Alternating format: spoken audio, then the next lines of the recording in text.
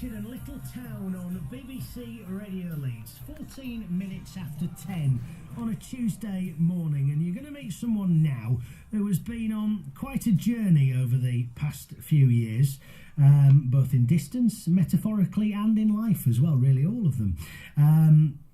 A childhood of abuse, violent abuse, losing a sibling, to standing on the summit of Mount Kilimanjaro after having a life-saving operation.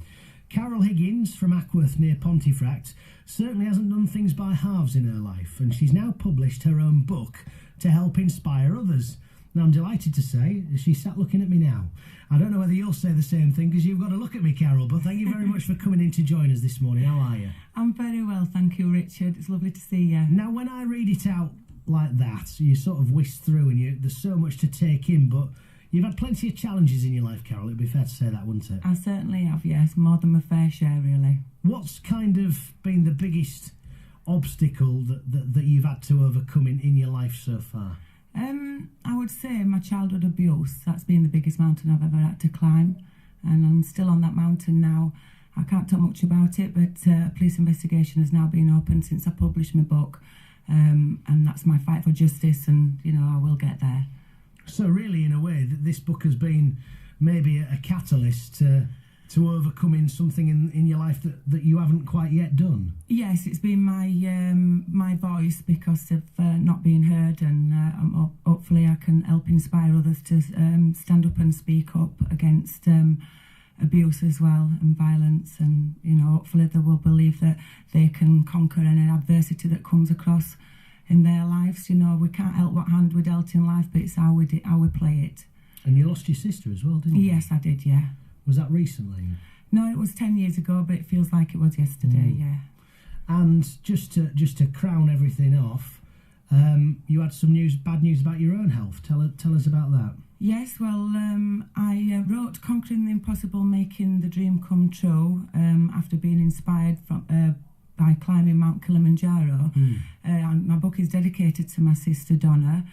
She had special needs and needed 24/7 care.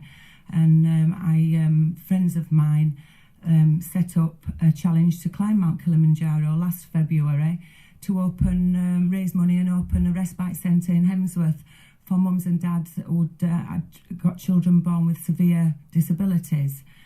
Because this charity was very close to my heart, and I had to raise £3,500 in less than a year to climb the mountain. And just 4 months into fundraising, on my birthday, April 23rd, yes, I was diagnosed with bowel cancer. I never gave up my dream to climb a mountain, kept my goal in sight, and continued fundraising after my 9 hours of surgery, and then started going to the pool at the gym that I go to, walking in the pool, and then pulling myself across and gradually lifting my legs up and swimming. And 8 months later, I stood up on the summit of Mount Kilimanjaro shouting, "Peace to the world, I'm a champion." Are you cancer-free? They can't let me know, they can't tell me. I turned down chemotherapy. They said it would damage my heart organ, possibly give me another cancer, wipe my immune system out and lose my hair like everything else. And they couldn't guarantee that it would all be gone either. I write about this in my book, or this, that I'm talking about now. But I've just had my test back on Friday, my scans and my bloods, and they've come back positive. Good. So that's 2 year clear so far. Excellent. Well, as you say, the book is called Conquering the Impossible, Making the Dream Come True. It's not easy to get a book out, is it? It's not up there with some of the challenges you've just talked about, but I would imagine this was quite a challenge in itself, wasn't it? It certainly was, and it was about making dreams come true again, another dream come true. I love reading books. I've always scrutinised books when I've read them and thought, wow, it's amazing how are they able to do that.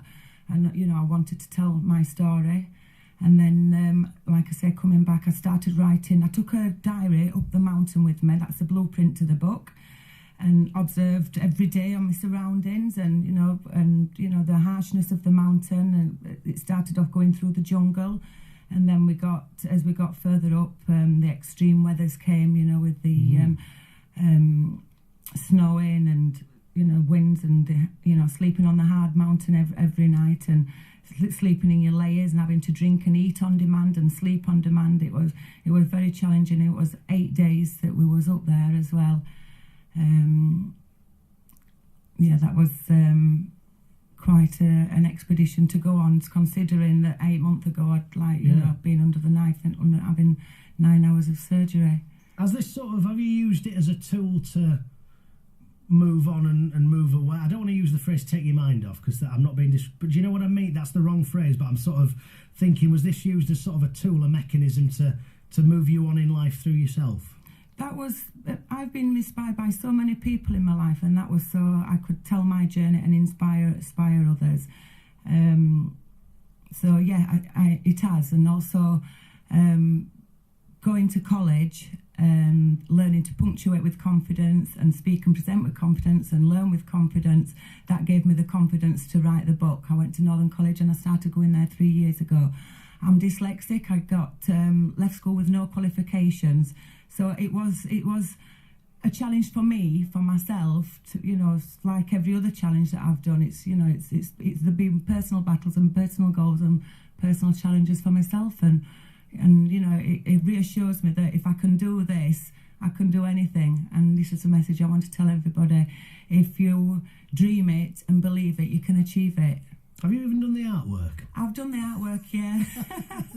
I painted that. I didn't even know that I could paint, so I went to an art class about 6 years ago, and he taught me how to use acrylics. So I painted that. I wrote it myself. I had some help with close friends who helped me proofread it. And then I even self-published it myself, because I did take it to a self-publisher, and they took my personality out of it and kind of stripped a lot of the emotion and passion out of it. And so I had to pull it all back together. And so it's literally done by myself, who's not a professional author or self-publisher, and it's done by my friends as well, who, they want to be, help people to do this. Well, thank you for coming in and sharing just a bit of your story with us. We've kind of dipped our toe into the journey that Carol Higgins has been on. If you would like to read more and find out more about Carol, Conquering the Impossible, Making the Dream Come True is available at amazon.co.uk. And Carol is also on Twitter as well, at Carol Higgins 196. Yeah. You going to have a quiet Christmas, Carol? No, I'm up, fully up. It's already started off with lots of parties, with a bang. Good, yeah, good. I'm looking forward to it. Well, thank you for talking to us this morning, and a very Merry Christmas. Merry Christmas to you as well, and Merry Christmas, everybody. Wishing you all well. Thank you. It's BBC Radio Leeds. 20... Right, so let's get that on disc. Best to save them though.